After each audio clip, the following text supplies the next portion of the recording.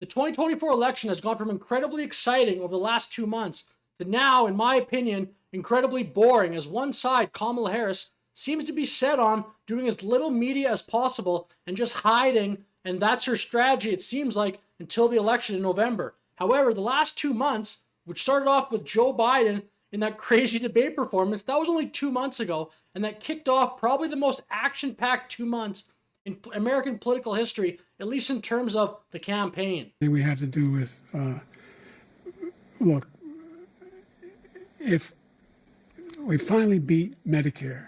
So as I mentioned, that debate was 2 months ago on June 27th.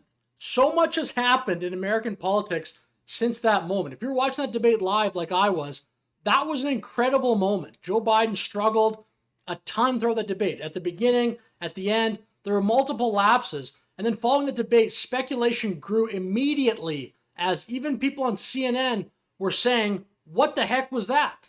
That was painful. I love Joe Biden. I work for Joe Biden. He didn't do well at all. He did not do well at all. Following this debate performance, it was very interesting for a few weeks to see what exactly was going to happen. If you followed the betting markets, it would be Joe Biden's going to be the nominee, and then it would switch to Kamala, and then switch back to Joe Biden, switch back to Kamala, which I'll show on screen there. The Democratic Party for that moment was incredibly divided. Do we keep Joe Biden in despite that terrible debate performance? People like Jill Biden, it's at the time at least, very much wanted Joe Biden to stay in, or do we switch out? And it seemed like most people thought it was going to be Kamala Harris. Do we switch to her? So for that point in time, it was very interesting to watch. Joe Biden would go on shows and try to convince everybody, hey, I'm fine. If you're going to drop out, what you going to do? Well, here's my answer. I am running and going to win again.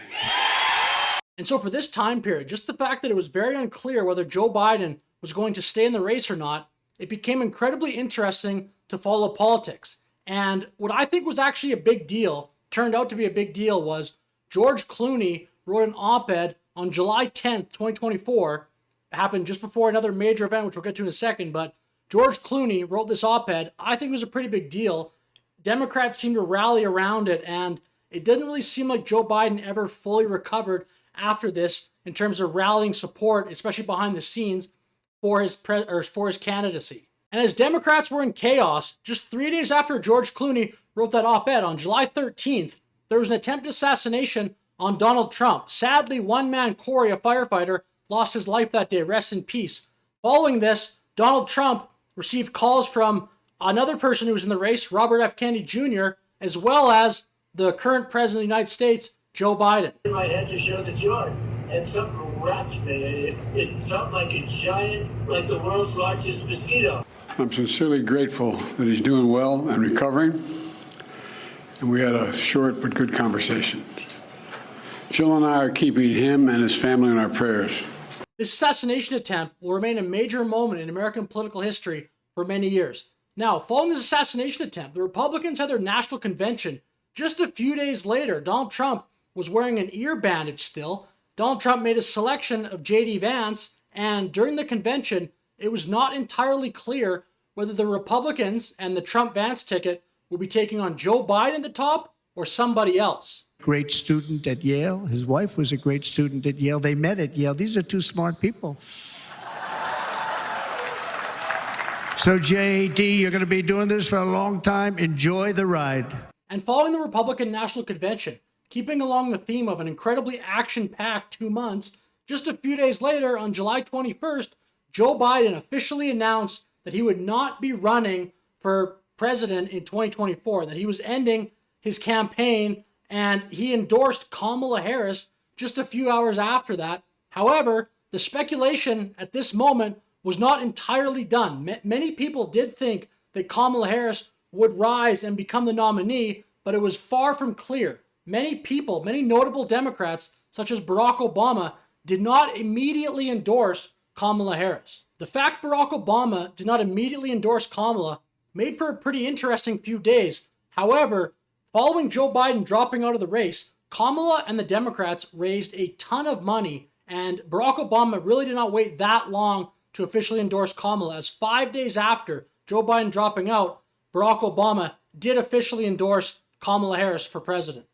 So now it appeared to most people that Kamala Harris was going to be the Democratic presumptive nominee, she experienced an incredible rise in the polls. Following that assassination attempt, Trump was polling close to 70% in the betting markets, and Kamala Harris, with a rush of enthusiasm from young people, a lot of social media campaigns, a ton of fundraising, she experienced a pretty substantial rise in polls that was pretty interesting to watch, actually. Harris with a boost in favorability. She jumped from 35% to 43% this past week. Meanwhile, the poll shows Trump's favorability falling from 40% to 36%. So even though Kamala Harris was doing no media whatsoever, aside from a very brief press gaggle where she gave a few brief answers. What you got?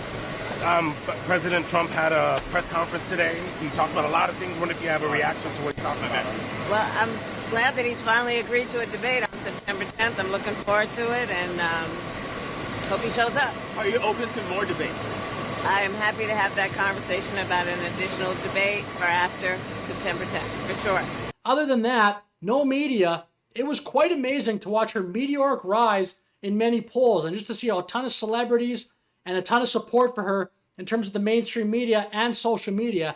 And one mistake I think the Republicans do make, I think Kamala Harris in this format of a scripted format, a teleprompter, or just a pre-planned performance where she's talking to the camera, I think she's relatively charismatic, and it definitely has been working, as the race right now is about 50-50, and the case with Trump and Biden before Biden dropped out, it was definitely advantage to Trump. During Kamala Harris's honeymoon period, she picked Minnesota Governor Tim Walz to be her potential running mate, and the Democrats just held their convention last week, and this is my opinion. I don't think it was great, but I don't think it was particularly bad either. However, immediately following the convention, Donald Trump did take back a lot of the headlines, really, when RFK Jr., who has been in the race for 16 months and become a pretty popular figure, especially in certain circles, came out and publicly endorsed Donald Trump for president just one day following the Democratic National Convention. Robert F. Kennedy. The independent presidential candidate and possible election spoiler, now a supporter of former President Donald Trump. Both men together on stage for the first time. Don't you want a president who's going to get us out of the wars and who's going to rebuild the middle class? And so that, I think, wraps up probably the most exciting 2-month period in any election in American history. I mean, I could be wrong on that. Maybe like the 7th American election was crazier or whatever, but I don't know. Now, to the final part of this video. This part's going to be brief, but I think, unfortunately, if you're someone that just kind of likes to consume political content, it seems like now it's going to be dull, because the Kamala Harris campaign strategy is certainly just to run out the clock, or she would be doing way more interviews. There was, behind the scenes, apparently a ton of discussion and decision-making that went into just who should Kamala Harris give her first interview to. And it was announced just today, actually, that she was going to be giving the interview to CNN, but it's a joint interview. It's going to be on Thursday night with her running mate, Tim Walz. And I think that Kamala Harris is definitely just going to do the least amount of media possible. Probably one debate, maybe 1 or 2 more interviews if we're lucky. And Donald Trump will still be out there doing interviews. But I think this, unfortunately, makes the entire next 2 months about the question is, can Kamala win the presidency while essentially hiding? Because I know Donald Trump, I'm sure most people would agree with this, he's going to be out there doing interviews. J.D. Vance does a ton of interviews. So far, Kamala Harris and running mate Tim Walz are doing 0. They're going to do finally 1, but it's a joint interview, which is sort of a little suspect. And I do think that's going to be a dominant narrative, which is pretty boring, really, just from now until Election Day, is can Kamala kind of just win on the vibes, win on the media hype, win on the fact that Hollywood likes her, and stuff like this. And as I mentioned, just for someone that likes following political content, I think that actually sucks. And for a voter, like, you need more interviews, in my opinion. You need more debates. Kamala Harris got no votes in the primary, was given the position. I mean, she's the vice president, but she was given it to a large degree just from party insiders, giving her the votes, giving her the delegates.